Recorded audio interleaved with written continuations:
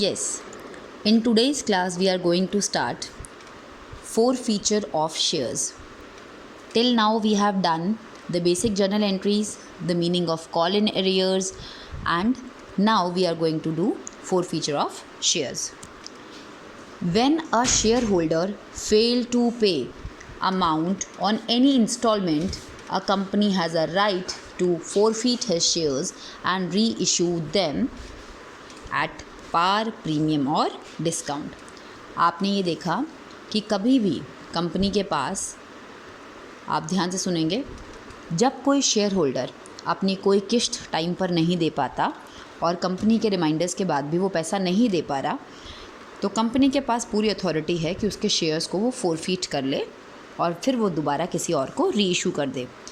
इन shares को री issue, फोरफीटेड shares को री इशू करते वक्त कंपनी उसको पार में भी बेच सकती है, प्रीमियम पे भी बेच सकती है और डिस्काउंट पर भी बेच सकती है. फोरफीट की जर्नल एंट्री क्या होती है? Share capital account debit to share forfeit to unpaid, जो भी उसने अनपेड किया है. ये बेटर हम समझ पाएंगे जब हम एक क्वेश्चन के साथ चलेंगे. ओके, एक क्वेश्चन स्टार्ट करते हैं. क्लास में जो हमने क्वेश्चन किया है हम वही क्वेश्चन करेंगे. So be attentive, please pay attention. Okay, now let's begin the question. X Limited was authorized with a capital of rupees 1 crore divided into 1 lakh shares. इससे पहले वाली वीडियो में मैंने 10,000 बोल दिया था गलती से. 1 crore divided into 1 lakh shares of rupees 100 each. Company के पास अथॉरिटी कितने शेयर्स को बेचने की है? 1 लाख. पेबल एज एप्लीकेशन के टाइम पर 20, अलॉटमेंट के टाइम पर 50, फर्स्ट कॉल के टाइम पर 20 और फाइनल कॉल के टाइम पर भी 10. It offered 60,000 shares to the public. उसने 1 लाख में से 60,000 शेयर्स पब्लिक को इशू किए and all the shares were subscribed. सारे के सारे शेयर्स पब्लिक ने सब्सक्राइब कर लिए and money was received except by mister A holding 1000 shares who fail to pay both calls. Mister A share holder है, उसके पास 1000 शेयर्स हैं और उसने दोनों ही कॉल्स, ना तो फर्स्ट कॉल और ना फाइनल कॉल का पैसा दिया. His share were फोरफीटेड and re issued at ₹90 पर शेयर फुल्ली पेड. क्वेश्चन का मतलब तो मेरे ख्याल से आपको सबको समझ आ गया कि एक्स लिमिटेड के पास 1 लाख शेयर्स हैं, उसमें से उसने 60,000 ऑफ़र किए और सारे के सारे पब्लिक ने खरीद लिए. अब हम बात करते हैं. अब हम क्वेश्चन में देखते हैं. सबसे पहले कंपनी को क्या मिलता है? एप्लीकेशन. जैसे आज तक आप करते आ रहे थे, बिल्कुल सिंपल वैसे ही. Bank account debit to share application. कितने शेयर्स की एप्लीकेशन आई है? 60,000 शेयर्स की एप्लीकेशन आई है. हर एप्लीकेशन के अंदर कितने रुपीज़ हैं? 20 रुपीज़ है. तो bank account debit to share application कितना हो गया? 12 लाख्स. ओके, अब इसके बाद आ जाता है share application money debit account debit to share capital. आपने 12 लाख रुपीज़ को किस में कन्वर्ट कर लिया? अपने शेयर कैपिटल अकाउंट में ट्रांसफ़र कर दिया. इसके अभी तक सिंपल एंट्रीज चल रही हैं, कोई घबराने की बात नहीं है. नेक्स्ट एंट्री, अलॉटमेंट मांगोगे. अब कितने लोगों से अलॉटमेंट मांगोगे? 60,000 लोगों से आप अलॉटमेंट मांग रहे हैं. अलॉटमेंट कितने की है? 50 रुपीज़ की. 60,000 इंटू 50, एंट्री क्या होती है? Share allotment account debit to share capital 30 lakhs. सब लोगों ने अलॉटमेंट भी पे कर दिया. रिसीव करने की entry, bank account debit to share allotment 30 lakhs. उसके बाद अब आप क्या मांग रहे हो लोगों से? First call. Share first call account debit to share capital. आपने सभी लोगों से बोला 60,000 शेयर होल्डर्स से कि मेरा 20 रुपीज़ फर्स्ट कॉल का दे दीजिए. 12 लाख ये आपने ड्यू कर दिया. रिसीव करते वक्त सब ने पैसा दिया. क्वेश्चन कह रहा है मिस्टर ए, उनके पास 1000 शेयर हमने उनको अलॉट किए थे और उन्होंने हमें दोनों ही कॉल्स नहीं दी. जब हमने फ़र्स्ट कॉल मांगी तो भी नहीं दी, फाइनल मांगी तो भी नहीं दी. मिस्टर ए के पास कितने शेयर्स हैं? 1000 शेयर्स हैं. फ़र्स्ट कॉल कितने की है? 20 रुपीज़ की. 1000 इंटू 20, 20,000 रुपीज़ हमें फ़र्स्ट कॉल के टाइम पर नहीं मिला. तो आपने ये देखा जब हमने रिसीव किया फर्स्ट कॉल को तो क्या हुआ, हमें मिलना कितना था 12 लाख, लेकिन मिस्टर ए ने पैसा नहीं दिया। मिस्टर ए के पास 1000 शेयर्स हैं, तो यानी कि 20 रुपीज़ के हिसाब से 20,000 बना। 20,000 रुपीज़ उन्होंने नहीं दिया, तो हमारे पास 12 लाख में से 20,000 नहीं आया। दैट मीन्स 11,80,000 रुपीज़ हमारे पास आ गया। सेम अब हम क्या करेंगे, लोगों से क्या मांगेंगे, फाइनल कॉल मांगेंगे। सभी लोगों से मांगेंगे, 60,000 लोगों से। Share final call account debit to share capital 60,000 into 10 is 6 lakh 6 lakh. Again mister A ने यहाँ पर भी पैसा नहीं दिया। रिसीविंग की क्या एंट्री होती है, bank account debit to share final call. मिलना था 6 लाख। अगेन मिस्टर ए ने, उनके पास 1000 शेयर्स हैं, 10 रुपीज़ के हिसाब से 10,000 रुपीज़ नहीं दिया। 5,90,000। अब कंपनी ने गुस्सा होके बोला कि भाई हम तुम्हें शेयर्स नहीं दे सकते, तुमने हमारी 2 बार की किस्तें नहीं दी हैं, ना तो तुमने फ़र्स्ट कॉल दिया ना तुमने फाइनल कॉल दिया। अभी भी कम शेयर्स किसके पास हैं, शेयर्स तो कंपनी के ही पास थे। अभी तक मिस्टर ए ने, अब आपने बिल्कुल मेरी बात ध्यान से सुनी है, एप्लीकेशन के टाइम 20 रुपीज़ वो बेचारे दे चुके थे, अलॉटमेंट के टाइम वो 50 रुपीज़ भी दे चुके थे, फ़र्स्ट कॉल 20 रुपीज़ का वो नहीं दे पाए, और फाइनल कॉल वो 10 रुपीज़ का नहीं दे पाए। ये 4 चीज़ों में से वो 2 बार पैसा दे चुके थे, इन टाइम पर उनके पास नहीं था पैसा, नहीं दे पाए। तो कंपनी ने कहा जो आज तक दे दिया वो वापस नहीं मिलेगा, वो हम मनी फोरफीट कर लेंगे। इसीलिए इसका नाम है फोरफीट ऑफ शेयर्स। जो आज तक आपने पैसा दे दिया मिस्टर ए, आपने कमिटमेंट किया था कि आप पूरी किस्तें चुकाएंगे, लेकिन अगर आप बीच में धोखा दे रहे हैं तो जो आज तक आपने दे दिया था वो हमारे पास रहेगा। तो अब आपने एंट्री, मैंने आपको क्लास के शुरुआत में एंट्री लिखवाई थी, share capital account debit to share forfeiture. टू क्या क्या नहीं दिया था उन्होंने, टू शेयर फर्स्ट कॉल नहीं दिया, टू शेयर फाइनल कॉल नहीं दिया। पहले हम एंट्री लिखते हैं, फिर इसका मतलब समझेंगे।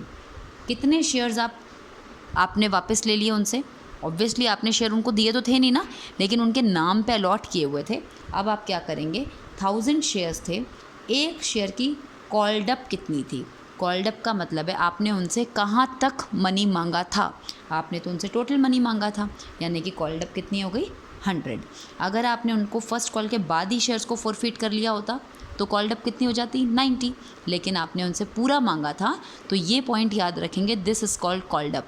जितना कॉल्ड अप किया था multiply by number of shares, 10,000 into 100, 1 lakh rupees, to share forfeit. आज तक उन्होंने जो पैसा दिया था वो सारा का सारा तो आपने रख लिया, कंपनी ने रख लिया। कितना पैसा उन्होंने दिया था, 20 रुपये एप्लीकेशन पे, 50 रुपये अलॉटमेंट पे। एक शेयर पे वो 70 रुपये दे चुके थे, तो उनके पास 1000 शेयर्स थे, 1000 इंटू 70 के हिसाब से 70,000 उन्होंने दे दिया था, यह हमने हड़प लिया कंपनी ने। क्या क्या नहीं दे पाए थे, फर्स्ट कॉल नहीं दे पाए थे। कितने की थी फर्स्ट कॉल, 20 रुपीज़ की फ़र्स्ट कॉल थी, 1000 इंटू 20 के हिसाब से 20,000, और फाइनल कॉल नहीं दे पाए थे 1000 इंटू 10 के हिसाब से 10,000। ये एंट्री बन गई हमारी शेयर फॉरफीचर की। क्या होता है, शेयर जब आप दे रहे थे और अब आप इनसे शेयर ले रहे हो, पहले इनको शेयर इनके नाम पे अलॉट किए थे, अब इनका वो अलॉटमेंट कैंसिल कर रहे हो, तो एक तरह से देखा जाए तो उल्टी एंट्री है। तो हमने यहाँ पे आपने देखा, आपने इनको हर बार एप्लीकेशन देते वक्त इनको 2 शेयर कैपिटल लिखा, फिर यहाँ अलॉटमेंट में भी 2 शेयर कैपिटल लिखा, फर्स्ट कॉल में भी 2 शेयर कैपिटल, हर बार आप शेयर कैपिटल क्रेडिट करते चले गए, लेकिन लास्ट में शेयर तो कंपनी के पास ही रह गया। तो इसीलिए अब उसको कैंसिल करने के लिए हम उसको क्या करते हैं, डेबिट करते हैं। अगेन फोरफीट कंपनी का फ़ायदा है, फ़ायदे को हम क्रेडिट करते हैं, इसलिए हमने फोरफीट को क्रेडिट कर दिया। रह गई बात फर्स्ट और फाइनल को, तो आपने ड्यू करते वक्त फर्स्ट कॉल को क्या किया था, डेबिट किया था, तो कैंसिल करते वक्त फर्स्ट कॉल को क्या करोगे, क्रेडिट करोगे। अगेन फाइनल कॉल को भी ड्यू करते वक्त क्या किया था, डेबिट किया था, तो फोरफीट के टाइम पे क्या करोगे, क्रेडिट करोगे। तो ये हो गई हमारी फोरफीट की एंट्री। तो सारे बच्चों ने इस एंट्री को ध्यान से समझना है। Share capital debit, 2 share forfeiture, 2 unpaid calls जो नहीं दिया। अब इन शेयर्स को, 1000 के 1000 शेयर्स को हमने किसी और को बेच दिया। हमने जब किसी को बेचा, हमने कहा भैया ये लो 1000 शेयर्स और हमें एक साथ पैसा दे दो। हमने उनसे बोला, तो उनको हमने ऑब्वियसली, अब हमें बीच में अचानक से बेचने पड़े तो हमने थोड़ा कम पे भी बेच दिए। 90 रुपीज़ पर हमने बेच दिया fully paid share. Fully paid का मतलब है हमने शेयर होल्डर को बोला ठीक है इतने में पूरे में काम हो जाएगा, तुमने आगे कुछ नहीं देना, अब हमारा सीधा 90 रुपये आप दे दो एक साथ हमें। था शेयर कितने का, 100 का फुल वैल्यू उसकी कितनी थी 100। हम ये मान लेंगे तुमने सब दे दिया, लेकिन हमारी जेब में कितना आ रहा है, केवल 90 रुपीज़। 1000 शेयर्स कंपनी ने 90 रुपीज़ में बेच दिए, कंपनी के पास 90,000 रुपये आ गए, बैंक आ रहा है और शेयर कैपिटल इंक्रीज़ हो रही है टू शेयर कैपिटल। जैसे आप पहले लोगों को शेयर्स इशू कर रहे थे, इस बार आपने री इशू कर दिया, एंट्री वही रहेगी, बैंक अकाउंट डेबिट। पहले बार आप क्या करते थे, जब एप्लीकेशन लेते थे तो एप्लीकेशन लिखते थे, फिर अलॉटमेंट लेते थे तो अलॉटमेंट लिखते थे, फर्स्ट लेते थे फर्स्ट। इस बार आपने सबको इकट्ठा दे दिया, आपने सारा पैसा बोला एक मुश्त दे दो, इसलिए आपने यहाँ पे क्या वर्ड यूज़ किया, टू शेयर कैपिटल। कितना पैसा आ रहा है 90,000। शेयर कितने के थे 1 लाख के, 1 लाख के सामान को 90,000 में बेच दिया, कितने का नुकसान हुआ 10,000 का। याद रखो, लेकिन कोई बात नहीं, इतना नुकसान तो झेल ही सकते हैं। आपने मिस्टर ए का बहुत सारा पैसा हड़पा हुआ है, कितना हड़पा हुआ है 70,000 रुपये। तो ये जो फोरफीट था, ये जो 70,000 रुपये था, ये तो कंपनी का एक तरीके का फ़ायदा था ना। कंपनी ने शेयर भी नहीं दिए थे मिस्टर ए को, और जो आज तक उस बेचारे ने 70,000 दिया था वो भी कंपनी के पॉकेट में ही था। तो कंपनी ने सोचा कोई बात नहीं, हमने तो मिस्टर ए से 70,000 हड़पा ही हुआ है, अगर हमें इन शेयर्स को दोबारा बेचने पर 10,000 का नुकसान हो भी गया तो ये नुकसान हम कौन से अकाउंट से पूरा कर लेंगे, फोरफीट। इसलिए जब भी आपको री इशू करते टाइम लॉस हो तो आपने उस लॉस को कहाँ से कॉम्पनसेट करना है, फोरफीट से। तो डेबिट साइड में आप लिख देंगे शेयर फोरफीट अकाउंट डेबिट 10,000। यहाँ पर री इशू करते वक्त ध्यान रखिएगा मैक्सिमम नुकसान कितना हो सकता है 70, इससे ज़्यादा नुकसान आप नहीं झेल सकते हैं, ये अलाउड नहीं है। इससे ज़्यादा नुकसान पे कंपनी अपने शेयर्स को री इशू नहीं करेगी। तो याद रखेंगे ये मैक्सिमम जो नुकसान है ये कितना हो सकता है 70,000, नॉट मोर देन दैट। चलिए, हमने इसको 10,000 के नुकसान को शेयर फॉरफीचर अकाउंट से निकाल लिया। फोरफीट में थे कितने 70, 10 का नुकसान हमने वहाँ से निकाल लिया, अभी भी कितने बचे 60,000। Last but not the least entry जो है वो इम्पॉर्टेंट एंट्री, वो ये है कि फोरफीट में बचा हुआ पैसा ये हमारा कैपिटल प्रॉफिट है। शेयर से होने वाले प्रॉफिट को कैपिटल प्रॉफिट कहा जाता है, जब उनके री इशू पर हमें प्रॉफिट होता है। उस प्रॉफिट को आपने, क्योंकि वो कैपिटल प्रॉफिट है, कैपिटल रिजर्व में चला जाएगा। 60,000 रुपीज़ जो बचा हुआ है share forfeit account debit to capital reserve. यहाँ पे हमारा क्वेश्चन एंड हो जाता है। आपने इस क्वेश्चन को एक बार दोबारा से देखना है, दोबारा से करना है, अपने आप पहले देख के समझ के, फोरफीट का मतलब समझ के, then do the full question. Okay.